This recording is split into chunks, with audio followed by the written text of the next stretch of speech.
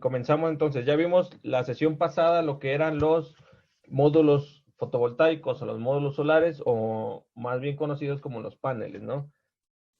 Ahora nos toca ver el segundo componente más importante en una instalación, que es el inversor, porque aunque podamos captar la energía del sol con los paneles, lo que vamos a hacer con los inversores es convertir esa energía de la corriente directa a corriente alterna para poderla hacer utilizable, ¿no? Para nuestros fines. Bueno, entonces vamos a hablar qué es un inversor solar. Un inversor solar fotovoltaico es el cerebro de toda la instalación y permite suministrar la potencia generada al domicilio o a la red. Su función principal es convertir la corriente directa producida por los paneles solares en corriente alterna y así poder hacer uso de la energía. Por otro lado, existe una tecnología conocida como nivel de módulo, la cual es una reducción al inversor convencional, pero de mayor efectividad.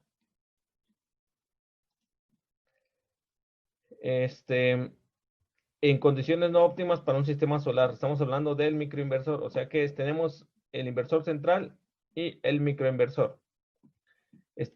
Cualquiera de los dos nos puede funcionar, pero la diferencia, como ya habíamos hablado, es que el microinversor, solo en este caso que está en la figurita, es solo para dos, es un panel para un panel, ¿sí? Es un Enphase.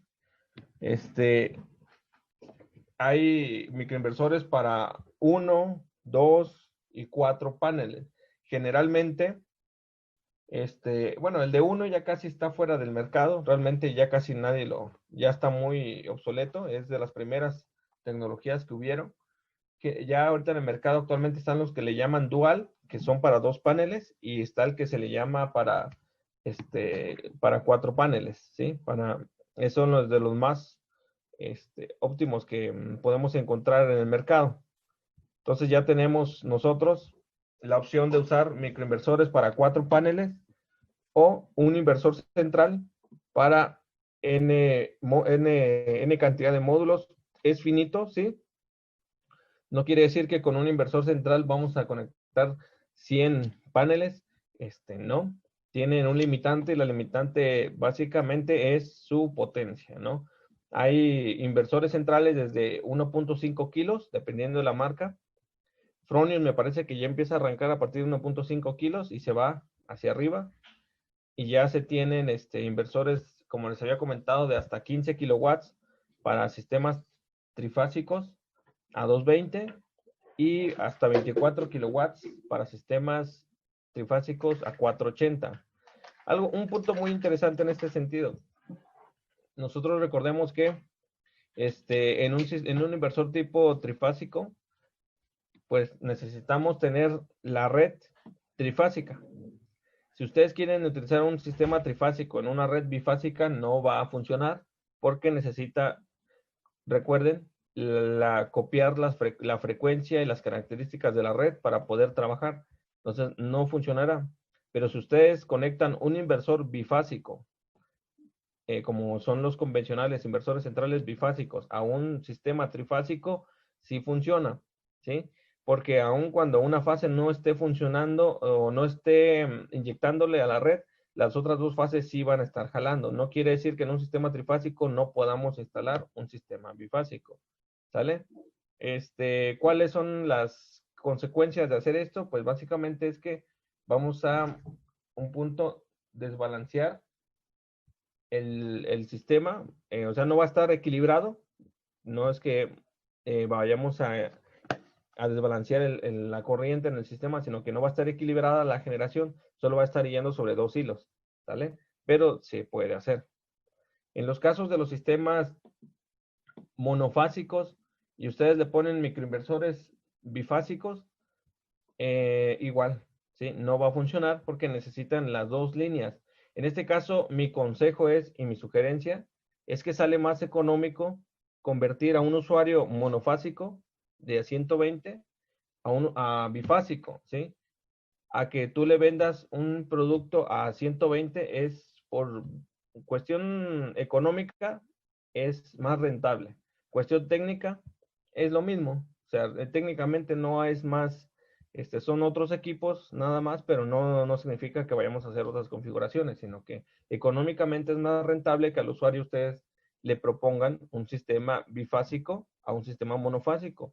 Aun cuando él sea monofásico, le hacen el cambio de tarifa ante CFE, que el cambio de tarifa tiene un costo de 500 pesos alrededor, dependiendo de la zona de la división, pero es un aproximado, a que ustedes utilicen sistemas inversores monofásicos que van a costar alrededor de un 25-30% más caro que un bifásico, precisamente porque no son tan comerciales como lo son los bifásicos. Entonces, ese es mi consejo, que pueden ustedes hacerle un proyecto a un usuario, decirle que le van a hacer el cambio de monofásico a bifásico, nada más va a venir en su próximo recibo de luz un cobro de 500 pesos aproximadamente, dependiendo de cada zona, por el cambio de tarifa, ¿sí? Ya CFE va a llegar, va a poner el segundo hilo, ustedes van a tener que adaptar la base de medición a 2 hilos, y créanme que es mucho más fácil hacer eso.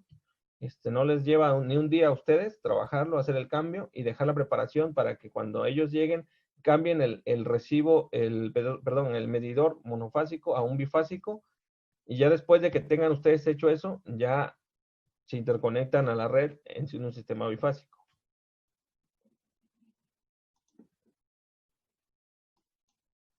Ok. Los inversores para los sistemas en red, que son los que nos ponen estos temas. Los inversores están conectados y operan en paralelo con la red de la compañía eléctrica. Están entre el arreglo y la red, convirtiendo la corriente directa del arreglo en corriente alterna. Se sincronizan a la frecuencia de la red. Por eso les comento que en un sistema trifásico no lo podemos llamar un sistema bifásico, porque un hilo, o más bien una entrada o una salida, va a estar fuera de operación, por lo tanto no va a poder trabajar.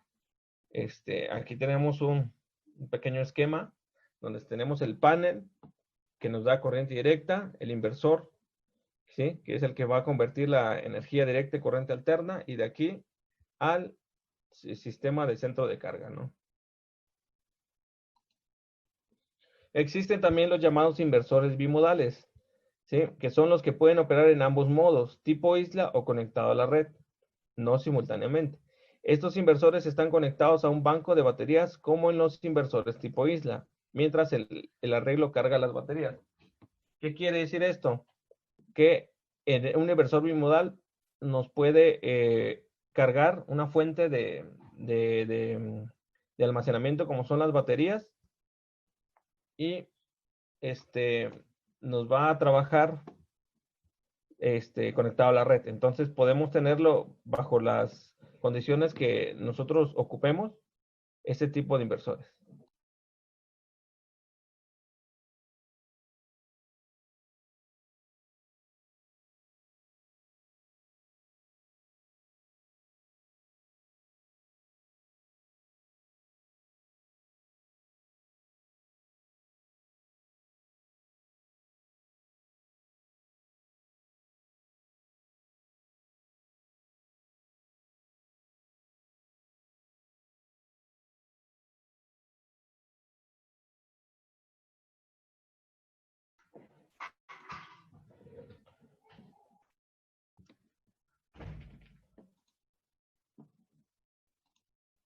Ok.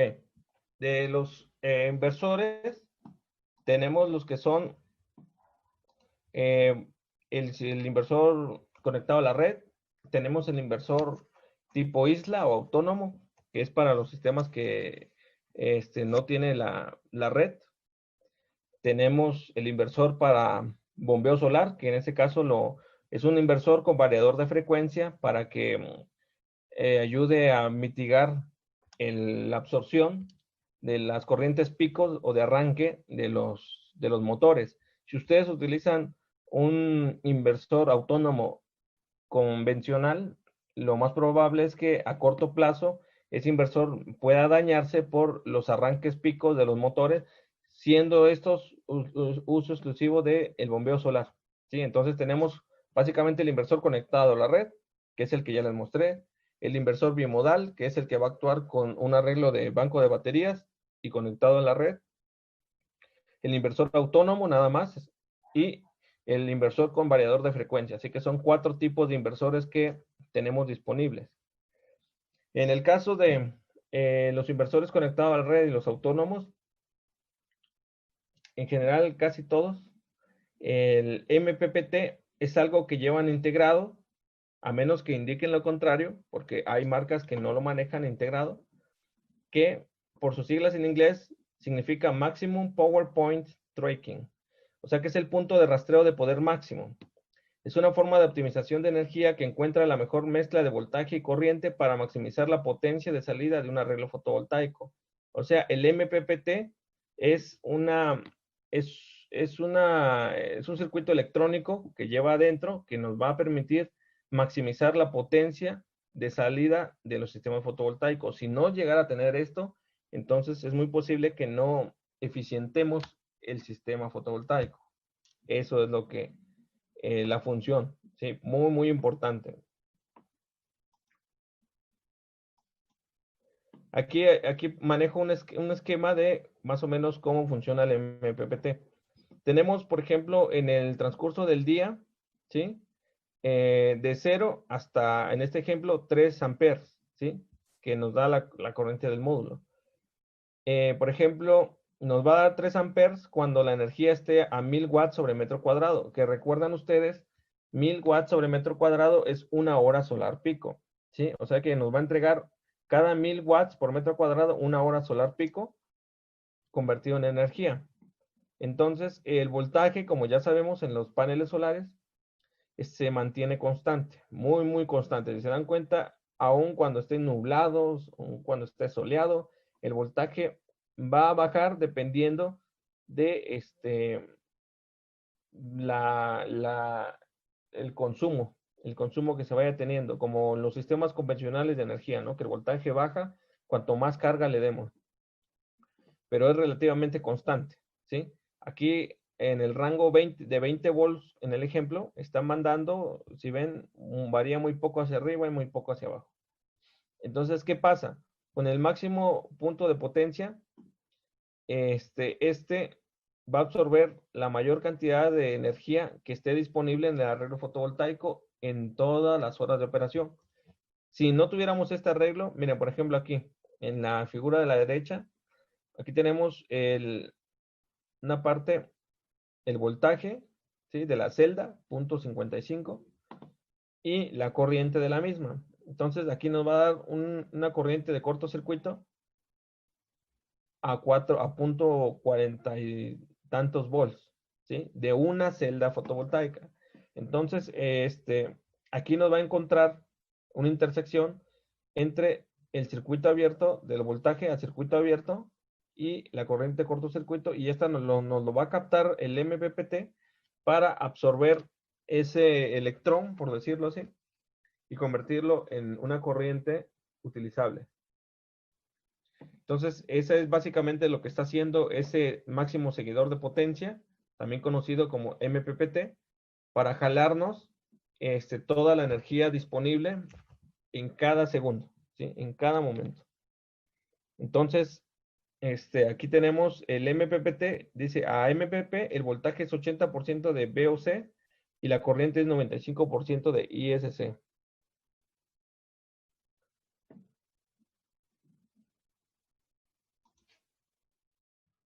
Tenemos